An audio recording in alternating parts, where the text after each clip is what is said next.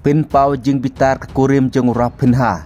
Namar bau rapinha sim la syak kentup haka FIFPro Men's 11 Arajar Pusan.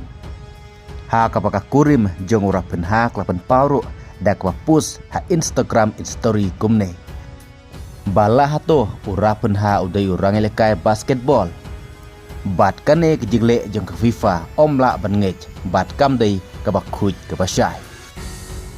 Bat kakurim jong rapinha kan Natalia klekenoru ya ka FIFA bakam le hok hakane ke jingjit na kamta ki best 11 Arajar Pusan.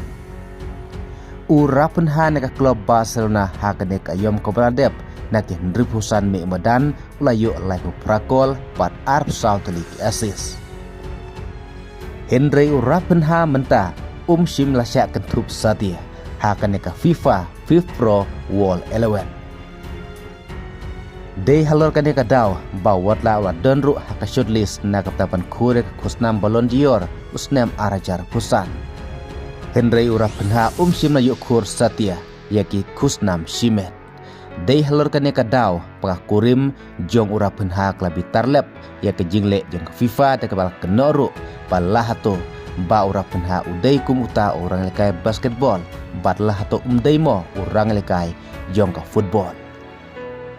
Hagabatang hadin kato ka nepor ka kurim jong rapinha ka Natalia Rodriguez Beloli.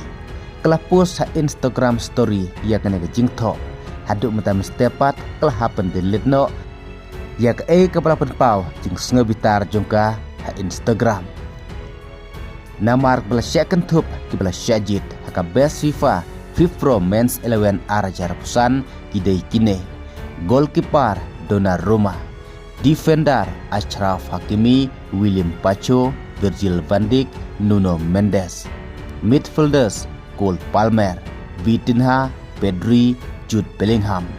Forward Osman Dembele, Lamine Yamal. Hakaba best goalkeeper jong snem Arajar Pusan katkum ka FIFA. Uday Donnarumma bat best player usnem Arajar Pusan katkum na ka FIFA. Best FIFA Men's player Arajar Pusan uday Osman Dembele. Kublai Sibon.